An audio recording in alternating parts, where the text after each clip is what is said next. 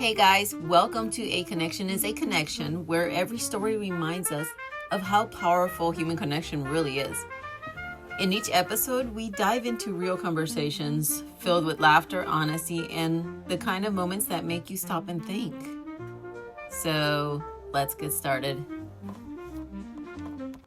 Start recording now, just be yourself. Okay. I keep it very organic, raw, and real, so mistakes and everything's welcome. I'm going to ask you an introduction about yourself, and then I'll go ahead and throw in the questions. Okay. And once we're done with this, then I'll have you give like a 30-second commercial of what you do, and how people can connect with you. Okay. And that's it. Perfect. So Perfect. our key here too is that we want to try to keep at least like a 30-minute video. So Okay. we'll talk as much as you want. You can say whatever, just be yourself. Sounds good. All right. You ready? Yeah, let's do it. All right, guys, you're in for a treat. My guest today is Chris Badulescu, and we are about to have some fun. Chris, can you tell us a little bit about yourself? Yeah, so my name is Chris Badulescu. I'm a business owner in Chandler, Arizona. I have a CPA firm that focuses on accounting services. And yeah, in my free time, I like to travel. I like to play sports. Yeah. Oh, what kind of sports? So I like to play soccer, tennis, pickleball, volleyball, basketball. Holy smokes. Yeah.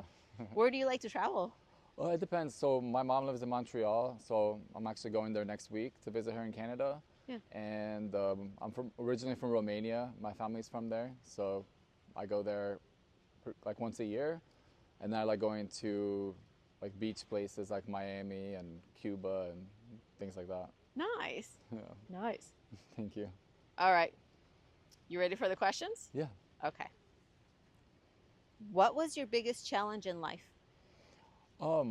I guess after finishing college, just in general figuring out what I want to do as a career and how I want to be able to help people, because initially it's always been my goal to figure out what I can do to help other people. And that took a while and a lot of like mistakes and failures to figure out, but I think I have a better idea now of what I want to do. Nice, nice. What's the most selfless thing someone has ever done for you? There is probably quite a few. I guess the main one that I'm thinking about is it was kind of spontaneous. I had like an honors project to do at ASU at Arizona State University, where it was like a last minute project on top of on top of other projects, and I had a friend of mine that was able to basically help me last minute on something that he was good at that I wasn't good at. So basically a lot of programming, and it turned out really well, but I was I didn't know where to go to get help, and he turned out in the moment where I wasn't expecting him to. Well, I wasn't expecting anybody in general. So yeah, I was grateful for that. Nice. Did you say there's others as well that I guess in general, when I go, say, to Romania, a lot of my friends there just like drive me around and are always ready to help me when I need to go somewhere, or basically they're looking out for me. Yeah, and Yeah. I look out for them too. It's just kind of like a balance, I guess. Yeah. Yeah. What's your guilty pleasure snack when you're working late? That's a tough one. There's kind of a lot, a lot of snacks that I like, but the main one would probably be like chips, like maybe like chips and salsa, or just like spicy chips. I have a kind of a bad habit at night of I do work kind of late sometimes. I focus a lot better at night sometimes. So yeah, like I'll eat all sorts of like semi junk foods, but then there's also like salads and things that are a little bit more healthy. But yeah. Are you more of a sweet person or a salty? I think more on the salty side, but I do like desserts, and I think I can always eat something salty, but then I have to be in the mood for something sweet. Oh, yeah, yeah, Yeah. yeah. If your life had a theme song, what would it be? That's a that's kind of a tough one because I like you know, a lot of songs, a lot of genres, but I mean, it's probably cliched, but I like I like "Lose Yourself" Eminem, because that was like around that time when I was like kind of almost like a teenager, and like that was a good motivational song. And then right around that time too, watching like Gladiator, it was like the Gladiator theme song. Yeah. So, well, yeah, there's probably a lot of songs, but those came to my head first. Sure. If your pet could talk, what's one thing they'd expose about you? Well, first, I don't have any pets right now, but if I did, they probably would say that I guess I talk to myself sometimes when I'm in my house and like planning things and like what I need to do. So maybe that would be one of the things, but it's not always, but it's something that I guess, I don't know if other people talk to themselves as much, but that would be something that I would get exposed about. Do you answer yourself? I guess maybe, I don't know, maybe I do on some of the questions, but it's kind of like, I guess it's a way of kind of organizing my thoughts and like what I want to do, what I need to do. So I feel like I probably do, but I don't know why it's hard to it's hard to answer that. Yeah. Yeah. Yeah, So if you've had a pet, what kind of pet would you have? probably be a dog, like a small dog or medium-sized dog. I'm definitely more of a dog person than a cat person, Yeah. but I've also had like I've I've watched like my friends' cats before, and they're very like I like them too, but they're more. It kind of depends on their personality. While I feel like dogs in general, I like most dogs. So Sure. Are you planning on getting one anytime soon? I would like to. My brother and sister here, they're younger than me. They've wanted me to do that, but I never got the chance. And also, kind of traveling a good amount, I feel like I would be guilty, like trying to figure out, you know, where to leave them, who will watch them. So I do Yeah. want to in the future, but I'm not sure if like right now. Yeah. Yeah. Does your family live here as well, or is They it do. just My dad's side of the family lives in the same city as me in Chandler, Uh-huh. and my mom lives in Montreal in Canada, and neither of them have pets. So yeah. Yeah. If you would go back in time to any, okay, hold- if you would go back in time to any period in history, where would you go? Um, I guess for some reason I would say I would go back to just so I was born in end of 1991, so I probably would go back to like say the late 80s or like early 90s, even though I was technically like alive back then. Mm-hmm. So I don't know, there's something interesting about that period of time before the internet came out, and it was still kind of, you know, modern. It wasn't like, you know, like Stone Age or something. But it's nice. I want to see what it looks like before everything kind of changed and modernized. Yeah. Yeah. Well, I lived in that period of time, so that makes me feel old, but it was the best. It was the It best was time. good. I hear a lot about like the 80s being really nice, and just a lot of movies, just seeing what it looked like before. Yeah, everything. I mean, the movies, music, just about everything. Yeah. So, if you could give a piece of advice to someone struggling right now, what would it be? Um, I would say that that negative feeling that usually comes with the struggle is something that like eventually passes, and as you figure out what you're struggling with and what you can do to kind of overcome that, eventually like all of a sudden it will just you'll figure out that you're almost complete or going through that struggle in a positive way. So the point is to not get stuck on the difficult parts, and know that like with time and with some progress you end up getting over it. And then it's also a great feeling when you see that overcoming something like that, because it kind of shows you that you can overcome a lot of things. Sure. Can you tell us a little bit of maybe some difficult situations that you've been through? I mean, honestly, it was probably just like I was saying in the beginning with around like after college, like my jobs, I just felt like there's a disconnect between the schooling and like the career side. So I guess, I mean, I got fired in like my first two jobs, and I just didn't know how to deal, I guess, with the like corporate America and how to kind of navigate that. And yeah, and it didn't make sense because of my whole my whole self-worth in a sense was over like, hey, my schooling, that I'm, smart and things of that sort. And then I got to these jobs and I didn't understand like what's going on, or am I doing something wrong? So the idea is that once I did figure out what I want to do, which was basically like to be able to kind of plan my own goals and have my own business and that sort of thing. Once I feel like as I figured that part out, I felt like I overcame a lot of those struggles that I had then. Yeah. Yeah. Chris, do you have a testimony that can help others heal something that maybe you went through that was very difficult, that maybe got you closer to God? Um, I would say things like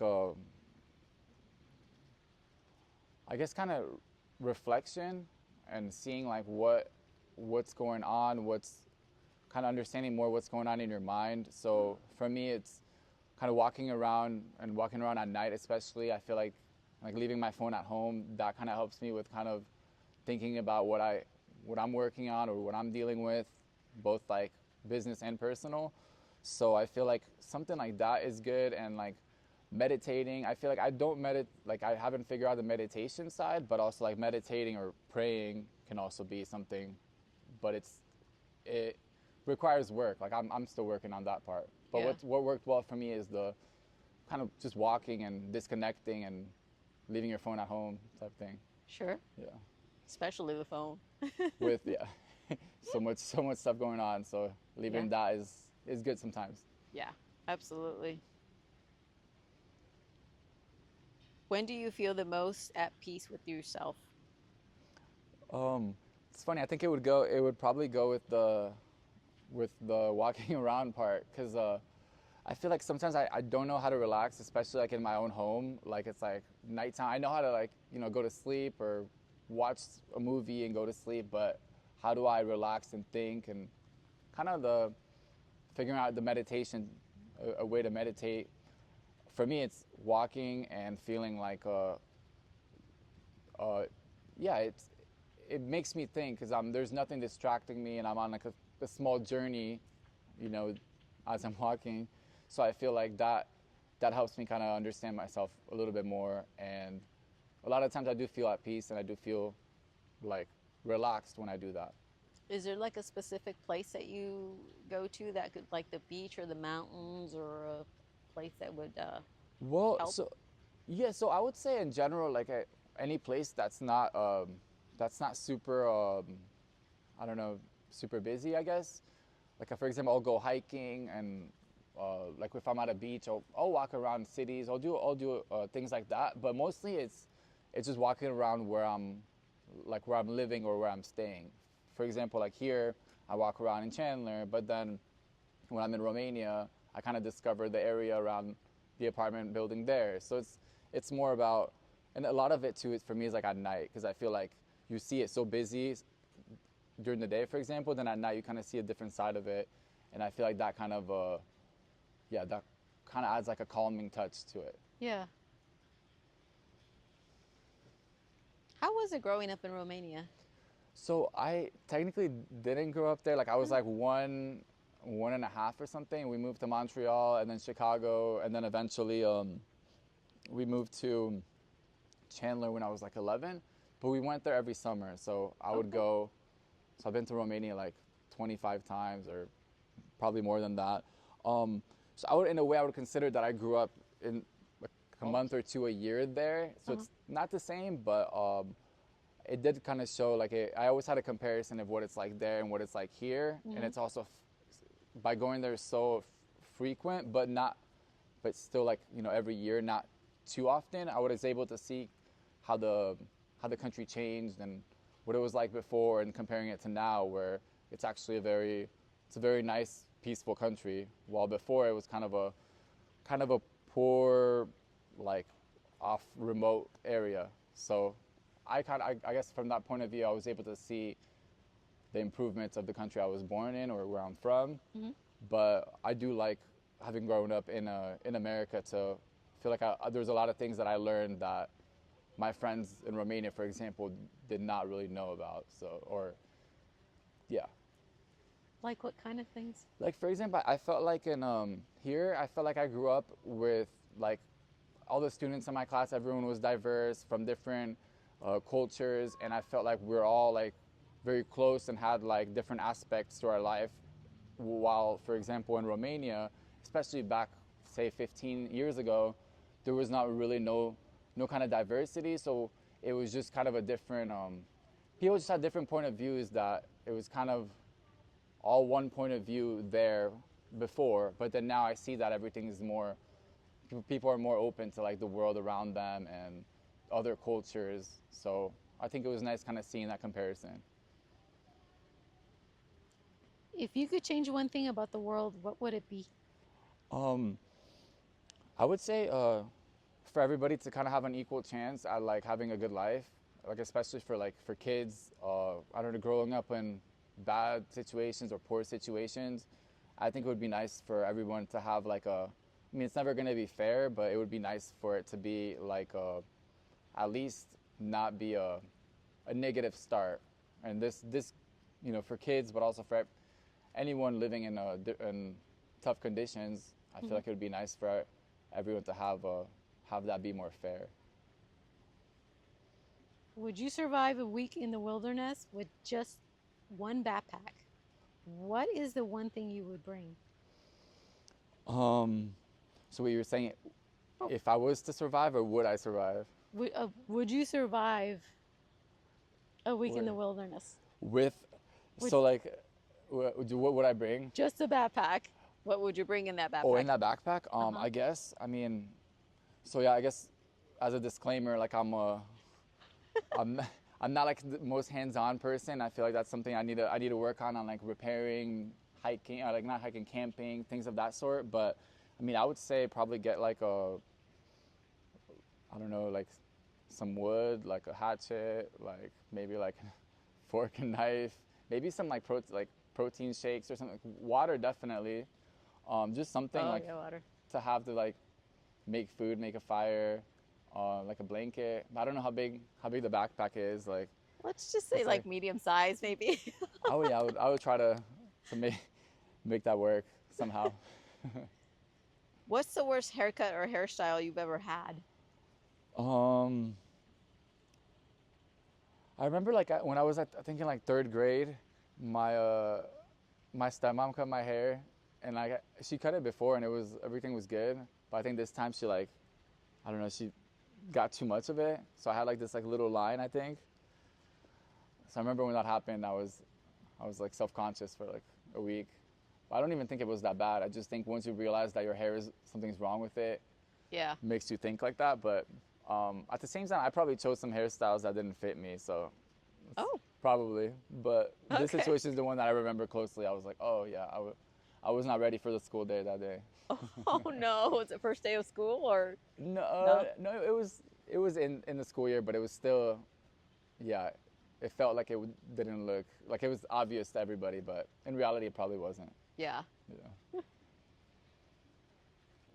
Here we go.